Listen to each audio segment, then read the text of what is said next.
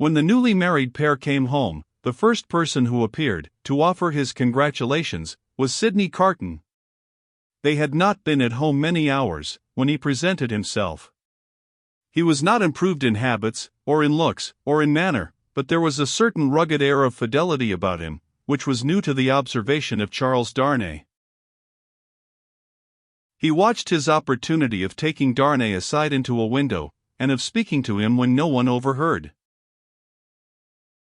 "Mr. Darnay," said Carton, "I wish we might be friends." "We are already friends, I hope."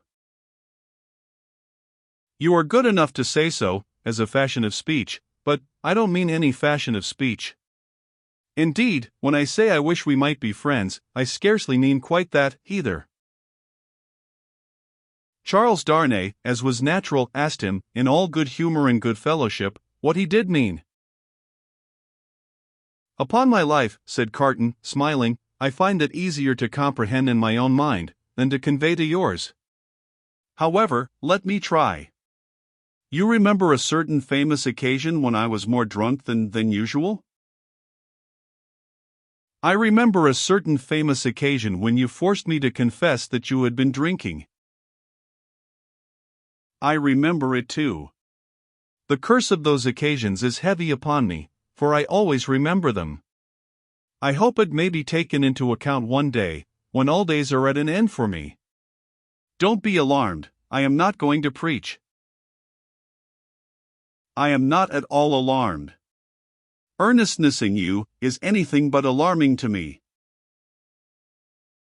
"Ah," said Carton, with a careless wave of his hand, as if he waved that away.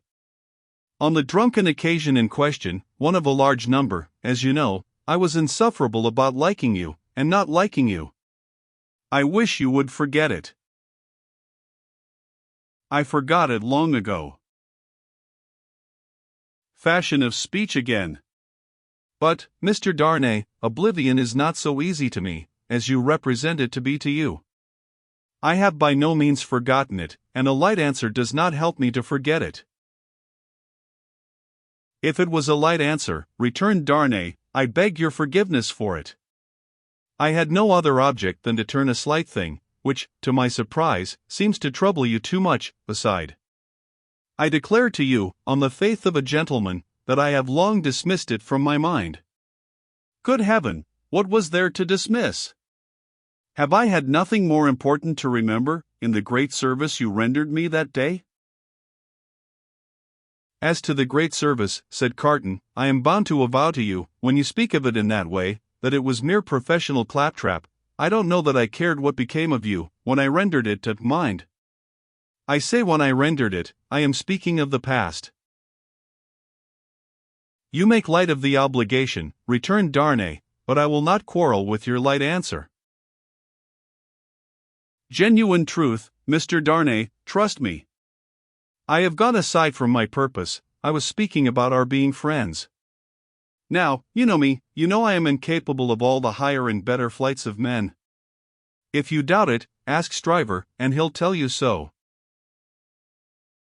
I prefer to form my own opinion, without the aid of his."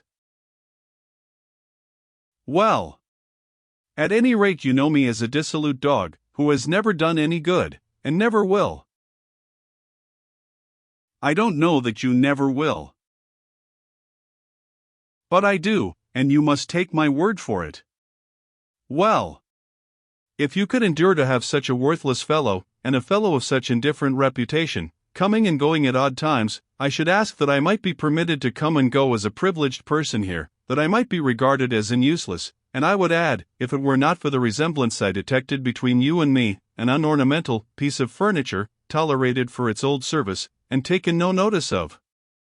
I doubt if I should abuse the permission. It is 100 to 1 if I should avail myself of it 4 times in a year. It would satisfy me, I dare say, to know that I had it." "Will you try?" "That is another way of saying that I am placed on the footing I have indicated." "I thank you, Darnay. I may use that freedom with your name?" "I think so, Carton, by this time." They shook hands upon it, and Sidney turned away. Within a minute afterwards, he was, to all outward appearance, as unsubstantial as ever.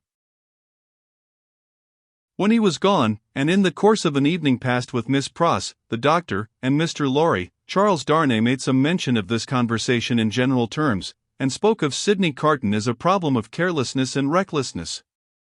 He spoke of him, in short, not bitterly or meaning to bear hard upon him, but as anybody might who saw him as he showed himself. He had no idea that this could dwell in the thoughts of his fair young wife, but, when he afterwards joined her in their own rooms, he found her waiting for him with the old pretty lifting of the forehead strongly marked. "We are thoughtful tonight," said Darnay, drawing his arm about her. "Yes, dearest Charles," with her hands on his breast, and the inquiring and attentive expression fixed upon him, "we are rather thoughtful tonight, for we have something on our mind tonight." "What is it, my Lucy?" "Will you promise not to press one question on me, if I beg you not to ask it?" "Will I promise? What will I not promise to my love?" "What, indeed," with his hand putting aside the golden hair from the cheek, and his other hand against the heart that beat for him. "I think, Charles, poor Mr. Carton deserves more consideration and respect than you expressed for him tonight." "Indeed, my own? Why so?"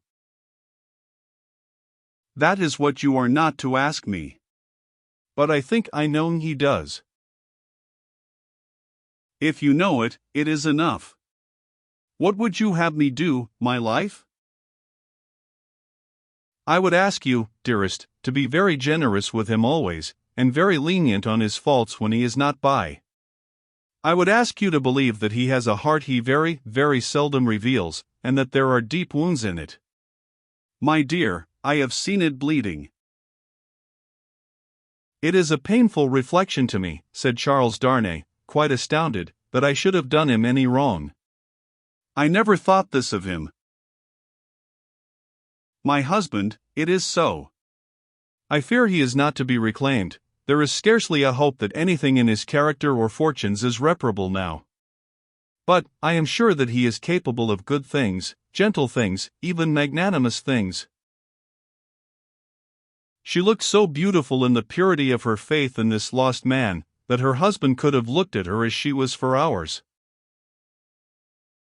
"And, oh my dearest love," she urged, clinging nearer to him, laying her head upon his breast, and raising her eyes to his, "remember how strong we are in our happiness, and how weak he is in his misery." The supplication touched him home. "I will always remember it, dear heart. I will remember it as long as I live." He bent over the golden head, and put the rosy lips to his, and folded her in his arms. If one forlorn wanderer then pacing the dark streets, could have heard her innocent disclosure, and could have seen the drops of pity kissed away by her husband from the soft blue eyes so loving of that husband, he might have cried to the night, and the words would not have parted from his lips for the first time. God bless her for her sweet compassion.